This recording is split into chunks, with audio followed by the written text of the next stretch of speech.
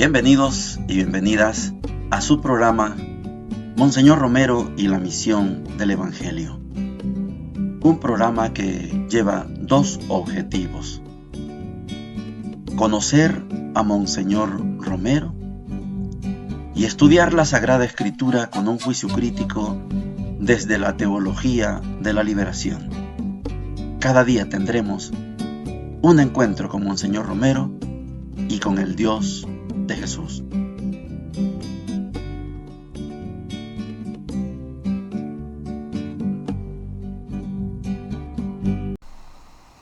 Hola, ¿qué tal? Este es su programa Monseñor Romero y la misión del Evangelio. Es domingo 9 de noviembre. Quiero invitarles a que oren porque hoy es la clausura de aquel curso que fuimos a dar a la vicaría Monseñor Romero en Soyapango. A las 11 de la mañana está preparada la Santa Eucaristía, esperando en Dios que podamos participar y que tengamos una bonita experiencia, con compromisos incluidos de cómo sigue el trabajo en esa vicaría. Este domingo es domingo de la semana número 32 del tiempo ordinario. Solo nos quedan 2 domingos, pero si usted va a alguna Eucaristía, si usted mira algún programa de reflexiones diarias, se dará cuenta que hoy la Iglesia lo dedica a la fiesta de la dedicación de la Basílica de San Juan de Letrán. Yo no tengo ninguna pretensión de que usted conozca la Basílica de Letrán. No es mi incumbencia, no es mi prioridad, y por eso yo uso las lecturas del día. Así que vamos a tener las lecturas ordinarias del domingo 32 de este tiempo que ya va a terminar, para dar paso al Adviento.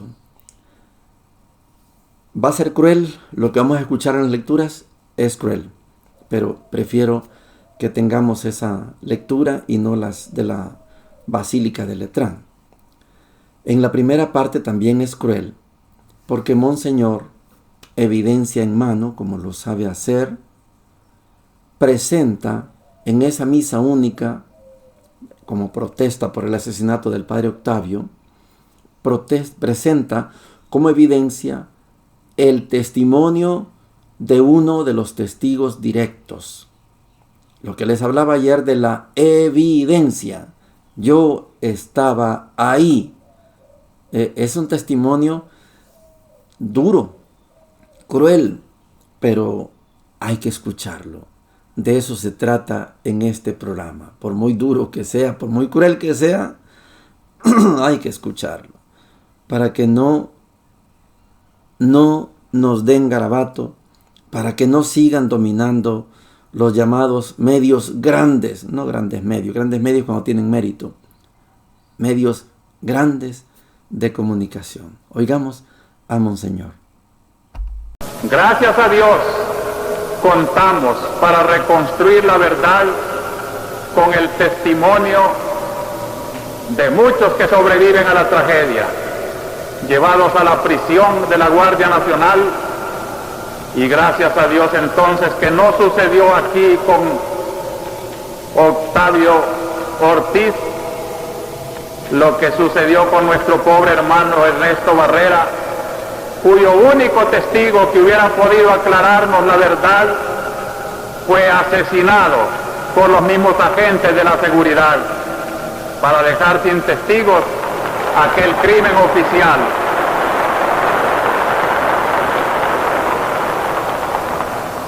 Y este es el primer testimonio que tenemos a la mano. Este día, a las 6 horas de la mañana, cuando me encontraba durmiendo, tengan en cuenta todos estos detalles, era una convivencia de jóvenes de iniciación cristiana, no eran hombres armados para defenderse. Estaban durmiendo en el local que ocupa la casa de retiros para grupos cristianos denominada El Despertar. El que no conozca esta casa, lo invito a conocerla para que vea que no tiene el aspecto de un cuartel, ni tiene las intenciones de fomentar allí guerrilleros, sino que desde hace muchos años viene sirviendo para promover grupos de cristianos con criterios de evangelio, que naturalmente son criterios muy peligrosos en nuestro tiempo. Es propiedad del Arzobispado de San Salvador y está situado en la parroquia de San Antonio Abad. Sigue el testigo diciéndonos: se introdujeron en forma violenta muchos miembros uniformados de las fuerzas de seguridad, quienes ingresaron al local referido disparando sus armas. En ese acto, un vehículo grande de color verde, de los que denominan tanquetas militares, junto a un jeep militar, entraron violentamente al centro de retiros cristianos, ubicándose en el patio central. En este centro me encontraba, dice el testigo, dirigiendo junto con el padre Octavio Ortiz Luna, sacerdote católico, y 10 jóvenes más, un encuentro de iniciación cristiana para 28 jóvenes varones cuyas edades oscilan entre los 12 y 20 años. Que ese lugar se destina para formación cristiana exclusivamente y no se han propiciado en ese lugar otro tipo de reuniones en las que se conspire contra el Estado, como tampoco que en estas reuniones se sustenten doctrinas anárquicas contrarias al orden público.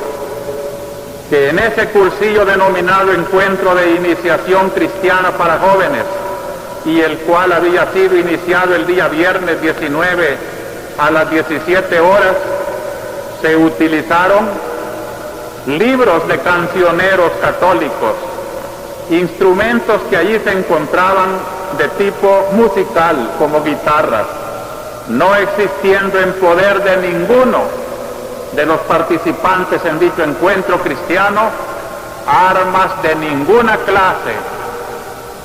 Antes de ser capturada por miembros uniformados, pude ver que exactamente enfrente de las oficinas, a la entrada de estas y casi en la entrada principal, se encontraba en el suelo, encima de un charco de sangre, el padre Ortiz, que sangraba de la cabeza. Los agentes me capturaron y me trasladaron en un radio patrulla hacia el cuartel central de la Guardia Nacional, en donde nos interrogaron y donde manifesté todo lo dicho hasta este momento en el presente documento. Entre los interrogatorios había también cuestiones acerca del obispo, si era verdad que llegaba a sembrar la subversión en aquellos centros. Tenemos ahí el testimonio evidente, el testimonio de alguien que estuvo en el lugar de los hechos, 6 de la mañana, durmiendo. Entraron disparando, como si habían llegado verdaderamente a un reducto guerrillero, a un cuartel, a un campamento guerrillero. Esa es la información seguramente que les habían dado. Y sin investigar, entran disparando y resultado de eso, 4 jóvenes y el padre Octavio asesinados. Y lo típico, capturar, llevar a interrogar. Lo estúpido de la escena que cuenta la testigo es precisamente preguntarle, y Monseñor Romero llega ahí a instruirles en su versión. Y Monseñor, seguramente con su sano espíritu, guarda cordura, pero eso da rabia. No es un cuartel, no es un reducto guerrillero, es una casa de retiros. ¿Acaso no distinguen la diferencia? Y Monseñor, con la evidencia en mano, lanza al viento ese grito: el que no conozca el despertar, venga a conocer. Mire qué características tiene. Lo que vivimos en esos años fue terrible. Es lo que se llama una dictadura militar. Y le agregábamos en las fuerzas populares, dictadura militar fascistoide. Ni siquiera fascista llegaba, fascistoide. Pero este es el proceder. Así era lo ordinario. Por eso sumamos 20 sacerdotes asesinados, miles de agentes de pastoral, por el simple hecho de que alguien denunció y sin investigar entran disparando, matando, tienen las armas, tienen los vehículos como la tanqueta, entrar botando la puerta con la tanqueta y un jeep, y sí, tienen la fuerza, pero no tienen la razón. La razón la tiene Monseñor Romero, que esto es una casa de retiros, de iniciación cristiana. Estaban actuando los muchachos, las edades de 12 a 18 años. Un equipo de 10 los coordinaba. La testigo es parte de ese equipo. Y sin investigar, entran disparando. Y el comunicado oficial dice que fue un enfrentamiento armado. Estúpido. Comunicado estúpido, inepto, infiel a la verdad. Hubieran dicho, hubo un error, entramos, porque así se nos había informado. No, un enfrentamiento armado. Vamos a seguir escuchando a Monseñor, porque esto es precisamente a lo que yo llamo un verdadero comunicador social. El hecho, una testigo, un documento, una voz. Esto fue lo que pasó. Y les invito a que vengan a conocer. No se dejen llevar por lo que las malas lenguas dicen de estos lugares. Vamos a las lecturas. Si hay menores de edad, yo les recomiendo que tome usted su precaución, porque como no vamos a estudiar las lecturas de la fiesta que la iglesia presenta hoy, de la dedicación a la Basílica de San Juan de Letrán, sino que vamos a usar las lecturas del tiempo ordinario, domingo número 32. Es una escena que está en la Biblia, pero de repente si hay menores de edad no es bueno que se enteren, porque voy a leer de corrido, sin cortar, porque la iglesia muchas veces quita un par de versículos por ese temor. Yo no, lo quiero leer completo. Voy a leer el libro de los Macabeos. Voy a tomar desde el versículo 1 hasta el versículo 14 para que tengamos una idea general de lo que pasó y que se describe en este libro, y que lamentablemente los hermanos hijos de Martín Lutero no consideran esto un libro inspirado y no lo tienen en sus Biblias. Nosotros sí. Primera y segunda Macabeos son para nosotros de la segunda lista, pero son inspirados, por eso se llaman deuterocanónicos, son inspirados. Segunda Macabeos, capítulo 7, versículos del 1 al 14, dice lo siguiente. Arrestaron a 7 hermanos con su madre. El rey los hizo azotar con látigos y nervios de buey para forzarlos a comer carne de cerdo prohibida por la ley. Uno de ellos habló en nombre de los demás. ¿Qué pretendes sacar de nosotros? estamos dispuestos a morir antes que quebrantar la ley de nuestros padres. Fuera de sí, el rey ordenó poner al fuego sartenes y ollas. Las pusieron al fuego inmediatamente, y el rey ordenó que cortaran la lengua al que había hablado en nombre de todos, que le arrancaran el cuero cabelludo y le amputaran las extremidades a la vista de los demás hermanos y de su madre. Cuando el muchacho quedó completamente mutilado, el rey mandó aplicarle fuego y freírlo todavía. Respiraba. Mientras el humo de la sartén se esparcía por todas partes, los otros, con la madre, se animaban entre sí a morir noblemente diciendo: el Señor Dios nos contempla y de verdad se compadece de nosotros, como declaró Moisés en el cántico de denuncia contra Israel. Se compadecerá de sus servidores. Una vez que el primero murió de esa manera, llevaron al segundo al suplicio, le arrancaron los cabellos con la piel y le preguntaban si pensaba comer carne de cerdo antes que lo atormentaran antes que le atormentaran miembro a miembro. Él respondió en la lengua materna: no comeré. Por eso también él sufrió a su vez el martirio como el primero.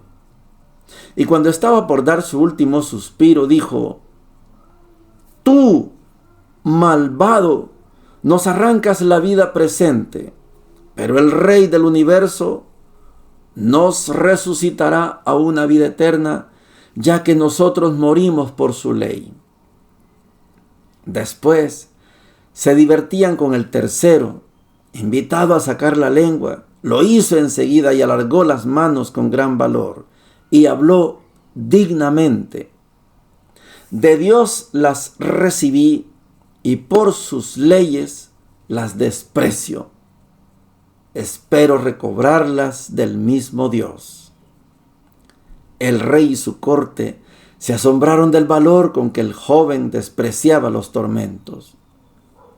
Cuando murió éste, torturaron de modo semejante al cuarto, y cuando estaba próximo a su fin, dijo: vale la pena morir a manos de los hombres cuando se espera que Dios mismo nos resucitará. En cambio, tú no resucitarás para la vida. Palabra de Dios, te alabamos, Señor. Es prácticamente un texto que nos deja sin palabras. ¿Qué poder decir? En este país, y seguramente en el país de ustedes, se vivieron escenas como estas. En la tortura les arrancaban las uñas, los quemaban con hierros calientes, los acostaban en camas de hierro electrificadas, les ponían una capucha con cal, les colgaban. Como que aprendieron de este rey Antíoco, malvado, perverso. Y por esto, este primero y segunda de Macabeos se convierten en el Antiguo Testamento en un referente para todas las luchas de liberación frente a esos grandes opresores. Dios está con nosotros, no contigo, malvado. Tú no vas a volver, tú no vas a resucitar. Nosotros sí, porque Dios está con nosotros. La palabra resurrección en el libro de los Macabeos tiene otra referencia a la que usted y yo conocemos, pero es como un aviso de lo que Jesús va a venir a explicar cuando tiene el diálogo con Nicodemo. Nicodemo, tienes que nacer de nuevo. Tiene la connotación de Jesús cuando anuncia en 3 ocasiones su pasión. El Hijo del Hombre va a ser entregado a las autoridades y va a ser crucificado, va a ser asesinado, pero resucitaré. Y a Monseñor Romero se le atribuye esa frase que el doctor Álvaro Ortiga le llama frase apócrifa, porque no tenemos el sustento si en verdad lo dijo. Si me matan, resucitaré en el pueblo.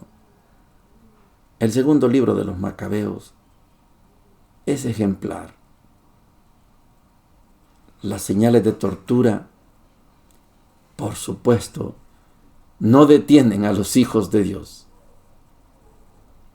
Por fidelidad a la ley, aquí está mi lengua, aquí están mis manos, mis pies, aquí está mi cuero cabelludo, arráncalo. Dios me lo va a devolver. Esa conciencia es maravillosa. Segunda Tesalonicenses, capítulo 2, versículo 16 hasta el capítulo 3, versículo 5, dice lo siguiente: que nuestro Señor Jesucristo y Dios nuestro Padre, que los amó y los favoreció con un consuelo eterno y una esperanza magnífica, anime sus corazones y los fortalezca para que todo lo que digan y hagan sea bueno. Por último, hermanos, oren por nosotros, para que la palabra del Señor se difunda y sea recibida con honor, como sucedió entre ustedes, y para que nos veamos libres de gente malvada y perversa, ya que no todos tienen fe. El Señor, que es fiel, los fortalecerá y protegerá del maligno. Por lo demás, tenemos en el Señor absoluta confianza que ustedes seguirán haciendo lo que les mandamos, como ya lo hacen. El Señor los encamine hacia el amor de Dios y les dé la paciencia de Cristo. Palabra de Dios, te alabamos, Señor. Como si los macabeos, esos 7 hermanos frente a su madre, como si los macabeos hubieran leído esta segunda carta a los tesalonicenses. Manténganse firmes en Dios. Fortalezcanse, sean fieles, y Dios los protegerá del maligno. No se preocupen. Dios está con ustedes. Esta carta, la segunda carta a los tesalonicenses, ya no es de Pablo. Yo les he explicado que se escribieron 4 cartas a los tesalonicenses. Primera, segunda, tercera y cuarta. Se perdió la segunda y la tercera y quedó la primera y la cuarta. La cuarta le hemos llamado segunda. Pero no fue escrita por Pablo. Sin embargo, las palabras de la segunda carta a los tesalonicenses son de mucha fortaleza, sobre todo para aquellas personas que viven la dificultad de la represión, como está pasando en el Oriente Medio. Se cuentan por miles los mártires que provocan los yihadistas, el Estado Islámico creado por los Estados Unidos.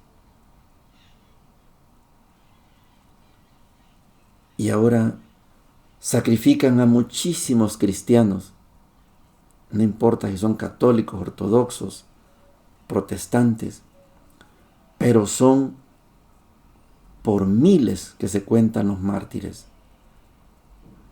Estas palabras leídas en ese contexto dan esperanza, y Dios, que está con las víctimas,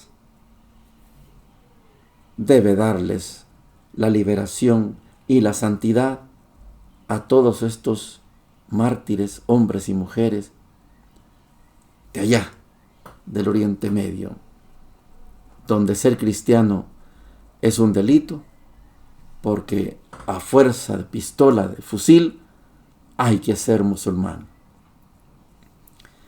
Lucas 20, 27 al 38 dice lo siguiente: se acercaron entonces unos saduceos, los que niegan la resurrección, y le preguntaron: Maestro, Moisés nos ordenó que si un hombre casado muere sin hijos, su hermano se case con la viuda para dar descendencia al hermano difunto. Ahora bien, eran 7 hermanos. El primero se casó y murió sin hijos. Lo mismo el segundo y el tercero se casaron con ella, igual los 7 que murieron sin dejar hijos. Después murió la mujer. Cuando resuciten, ¿de quién será esposa la mujer? Porque los 7 fueron maridos suyos. Jesús les respondió: los que viven en este mundo toman marido o mujer, pero los que sean dignos de la vida futura y de la resurrección de entre los muertos no tomarán marido ni mujer, porque ya no pueden morir y son como ángeles, y habiendo resucitado son hijos de Dios. Y que los muertos resucitan lo indica también Moisés en lo de la zarza, cuando llama al Señor Dios de Abraham y Dios de Isaac y Dios de Jacob. No es Dios de muertos, sino de vivos, porque para Él todos viven. Intervinieron algunos letrados y le dijeron: Maestro, qué bien has hablado. Y no se atrevieron a hacerle más preguntas. Palabra del Señor. Gloria y honor a ti, Señor Jesús.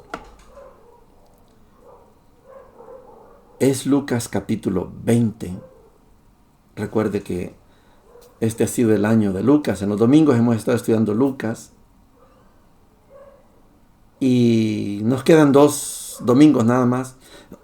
Ya terminamos esta catequesis dominical con el Evangelio de Lucas. Y estamos en una controversia con uno de los grupos de poder de el momento en que vive Jesús, los saduceos. Ellos no creen en la resurrección. Ellos creen solo en lo temporal, pero son hebreos. Esta es la corriente más acérrima que puede tener el Sanedrín. Cuando Jesús habla de la realidad del cielo, ellos, saduceos, no entienden. Para ellos no hay resurrección. La mujer se casó con los 7. ¿De quién va a ser esposa? Una cosa es la realidad de la tierra y otra es la realidad del cielo. Jesús quiere explicarles. Aquí tomamos marido o mujer. En el cielo no. En el reino de Dios no cabe eso. ¿Y quién sabe del cielo? ¿Los saduceos? No, el que sabe es el que viene de allá. Es Jesús el que sabe. ¿Y quién más sabe? Nadie. Pero fíjese que el lago de fuego, ¿quién es el que sabe? No, que el monstruo de las 7 cabezas, ¿quién es el que sabe? Usted. El que pasa predicando ahí por el mercado. Él sabe, tanto sabe más que Jesús. En temas como estos, a nosotros nos corresponde guardar silencio y decir es Dios el que sabe. Por eso la parte final es interesante. Intervinieron algunos letrados, y le dijeron: maestro, qué bien has hablado. Y ya no se atrevieron a hacerle más preguntas. El que sabe, sabe. Y el que no sabe, que guarde silencio. ¿Alguien ha ido al cielo y ha venido para saber cómo es eso? No. Entonces, guardemos silencio. Hagamos lo que nos corresponde. Y esta ley que está en la ley de Moisés, la ley del levirato, lo importante es la descendencia del hombre, no de la mujer. Si un marido se casa con una muchacha y no tiene hijos, el cuñado tiene que casarse. Ley del levirato. Lo importante es la descendencia. Esa ley del levirato en nosotros no se aplica, por supuesto que no. Nadie es capaz de casarse con la viuda. Mi hermano murió y yo me voy a casar con la viuda. No, la viuda es la viuda, que se busque otro. Pero esa es la realidad de nosotros, aquí, en nuestro mundo. Y los saduceos quieren darle clases a Jesús. Ya ves, Jesús, no hay resurrección. Así no. Les voy a explicar. Cuando Moisés tuvo el encuentro con Dios en la zarza, la identidad de Dios es Dios de Abraham, Dios de Isaac, Dios de Jacob. Y entonces, Abraham, Isaac, Jacob, ¿son muertos? No, son vivos. Dios no es Dios de muertos, es Dios de vivos. Póngale el nombre que quiera usted. Su papá, su mamá, sus hermanos, póngale, compañeros caídos en la guerra. Póngale el nombre que quiera. ¿Son muertos ellos? No. Son vivos. Porque Dios no es Dios de muertos, es Dios de vivos. Por eso cuando decimos que Monseñor Romero resucitó, que Monseñor Romero es santo, es porque esa es la realidad del cielo. Y esa realidad usted y yo no la conocemos. Un día nos va a tocar conocerla. Por eso no podemos hablar de lo que no conocemos. Pero Jesús sí, porque Él sí conoce esa realidad. Dios no es Dios de muertos, es Dios de vivo. Qué bien has hablado, letrado. Qué bien has hablado. Y ya no hubo más preguntas. Cuando tenemos estos momentos de reflexión, ¿ustedes creen que yo les ayudo? No, yo me ayudo. He preferido las lecturas del día ordinario a las lecturas de la Basílica de Letrán. Pero la Iglesia manda eso y está bien. Ese es el calendario litúrgico romano. Yo tengo la intención de ser más catequético que celebrativo, yo les he dicho. Y por eso les pido disculpas. No me gusta comentar las lecturas de las fiestas, los santos, santas, porque prefiero seguir el orden en carácter catequético. A las 11 de la mañana tenemos hoy la clausura de ese curso que yo estoy verdaderamente agradecido con la Vicaría Monseñor Romero, agradecido con Dios, porque me dieron la oportunidad de expresar lo que tal vez en otros espacios no se ha podido. En este canal están todos los videos, ahí los puede revisar. Voy a hacer un acto hoy, primero Dios, en la misa.